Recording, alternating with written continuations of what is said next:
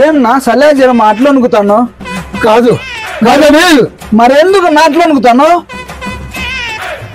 నాయుడు బాబా phone చేసిండా రామ్మోహన్ ఎక్కడుండో వాళ్ళు నేనా జేఎన్టీ దగ్గర ఉన్నామమ్మా ప్రసన్న ఆయనపల్లి రైల్వే క్రాస్ దగ్గర వాళ్ళు అల్లుడు తప్పకుండా వస్తావు కదా ఎక్కడికైనా వస్తాలేమమ్మా మామా ఏమమ్మా రమ్మన్నావు కాదు అల్లుడు ఎక్కడ పోయినా వస్తావు కదా అమ్మ వస్తా ఎవరికైనా వస్తా నువ్వేం బాధపడతాడు పదంప చెప్తాను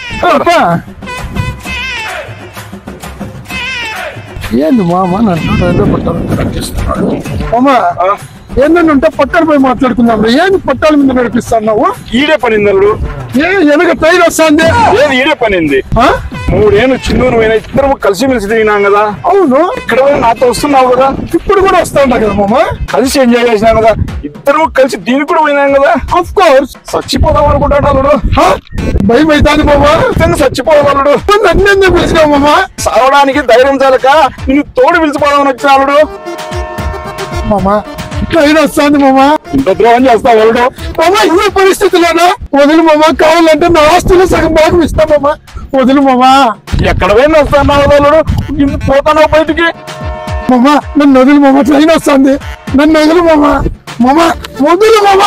సార్ హరి సార్ నమస్తే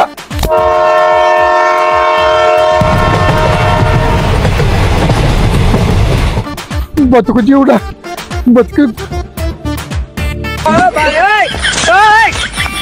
ఇంతకు నాయుడన్న ఎందుకు చనిపోవాలనుకున్నాడు